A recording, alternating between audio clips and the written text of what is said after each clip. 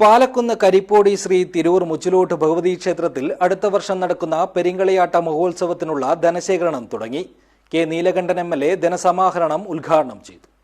This news sponsored by ഉയർന്ന ഗുണനിലവാരം, തികഞ്ഞ വിശ്വസ്തത, ജനതാ പാൽ. 16 സംവത്സരങ്ങളുടെ കാത്തിരിപ്പിന് ശേഷം 2027 ജനുവരി 22 മുതൽ 27 വരെയുള്ള ദിവസങ്ങളിലാണ് കരിപ്പൊടി ശ്രീ തിരൂർ മുച്ചിലോട്ട് ഭഗവതി ക്ഷേത്രത്തിൽ വീണ്ടും ഒരു പെരിങ്കളിയാട്ട മഹോത്സവം നടക്കുന്നത്. ഇതിനുള്ള മുന്നൊരുക്കങ്ങളും പ്രവർത്തനങ്ങളും സജീവമായും സമയബന്ധിതമായും നടന്നുവരികയാണ്. ഇതിൻ്റെ ഭാഗമായാണ് ഞായറാഴ്ച ധനസമാഹരണത്തിനും നാന്ദി കുറിച്ചത്.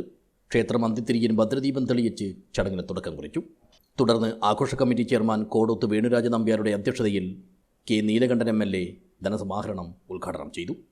ഈ പ്രദേശം തന്നെ മുച്ചിലോട്ട് ഭഗവതിയുടെ നിയന്ത്രണത്തിലുള്ള ഈ പ്രദേശം ആ ദേവിയുടെ കൃപാകടാക്ഷം കൊണ്ട് തന്നെ,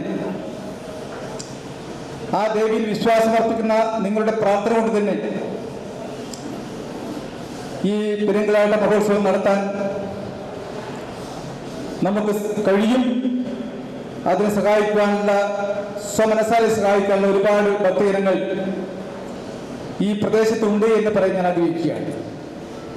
ഈ ആഘോഷ കമ്മിറ്റി ഏറ്റെടുത്തിരിക്കുന്ന ഈ മഹോത്സവ പരിപാടി നമ്മെ സംബന്ധിച്ചിടത്തോളം ഈ പ്രദേശത്തെ ഒരു ചരിത്ര സംഭവമാക്കി മാറ്റിയെടുക്കാൻ വേണ്ടിയുള്ള യുദ്ധകാലാടിസ്ഥാനത്തിലുള്ള പ്രവർത്തന പരിപാടികൾക്ക് നിങ്ങൾ തുടക്കം കുറിച്ചിരിക്കുന്നതുകൊണ്ട് തന്നെ ഒരിക്കലും അതിൽ നിന്ന് നിങ്ങൾക്ക് പുറകോട്ട് പോകേണ്ടി വരില്ല.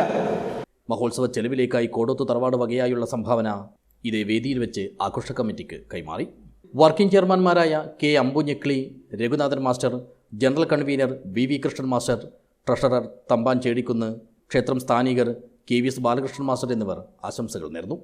തുടർന്ന് ആഘോഷ കമ്മിറ്റി അംഗങ്ങളെല്ലാം ലഹരി ഉപയോഗത്തിനെതിരെ പ്രതിജ്ഞയെടുത്തു.